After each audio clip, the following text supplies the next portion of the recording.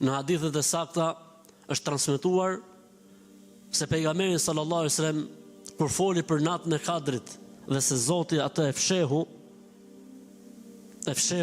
për shumë arsye, po një nga arsyet që u fsheh nata e Kadrit ishte një zëng në xhami mes besimtarëve.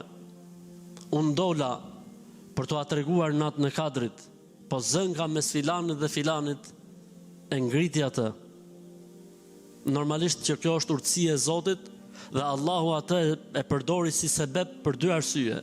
E para, sa e rënd qeka që besimtarët kenë zënga me njëri tjetrin, e ku? Në shtëpitë e Zotit.